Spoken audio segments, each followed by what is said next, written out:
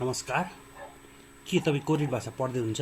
त्यसो भने अब तपाईँले अब आउने परीक्षामा सम्भावित धेरै क्वेसनहरू भएको युबिडीको सेटहरू अब तपाईँले आफ्नै मोबाइलमा चाहिँ या ल्यापटप, ट्याब, स्मार्ट बोर्ड जेमा पनि गर्न सक्नुहुन्छ। त्यसको लागि सर्वप्रथम www.ePSexam.com मा जानुहोस्। साथै ePSexam.com/app गऱ्यो भने एप्स पनि डाउनलोड हुन्छ। त्यसपछि तपाईँले चाहिँ त्यहाँ धेरै सेटहरू छन्, फ्री सेट छन्, च्याप्टर वाइज छन्। यो एउटा च्याप्टर वाइजको सेटहरू हो। यसपालि कलरवाला क्वेसनहरू पनि आउने भएकोले क्वेसनहरू सबै कलरमा छन्, नयाँ छ, लेटेस्ट छ।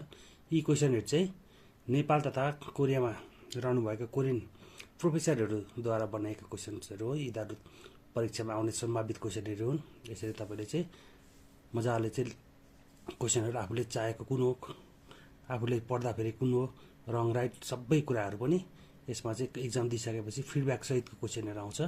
तपाईँले चाहिँ टिक लाउँदै गएर सबमिट गरिसकेपछि तपाईँको फिडब्याक पनि आउँछ। म्युनिसिपालिटीमा जस्तो इक्जाम हुन्छ त्यस्तै इक्जाम चाहिँ सबै इक्जामहरू तपाईँले यसरी सबमिट सिटिसक्नुभयो भने 40वटा क्वेसन 50 मिनटभन्दा अगाडि सक्नुभयो भने यसरी सबमिट गरेर तपाईँले रिभ्यूमा गएर तपाईँले फिडब्याक पनि हेर्न सक्नुहुन्छ।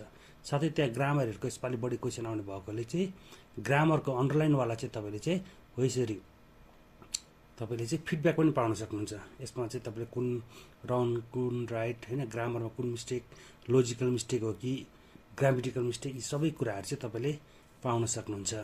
साथै तपाईँले फ्री एक्जाममा पनि यसरी चाहिँ सेटहरू पाउन सक्नुहुन्छ। फ्री एक्जामको सेटहरू पनि आइरहेको हुन्छ, दिइरहेको हुन्छु मैले, त्यहाँबाट तपाईँले प्र्याक्टिस गर्न सक्नुहुन्छ।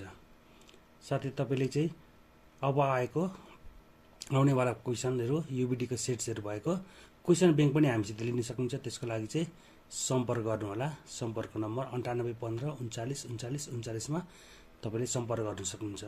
साथै युबिडीको सफ्टवेयर बनाउनु परेमा पनि हामीलाई सिधा सम्पर्क गर्नुहोला। तपाईँलाई चाहिँ यस्तै लेटेस्ट क्वेसनहरू भएको चाहिँ तपाईँलाई सफ्टवेयर पनि बनाएर तपाईँलाई उपलब्ध गराउनेछौँ।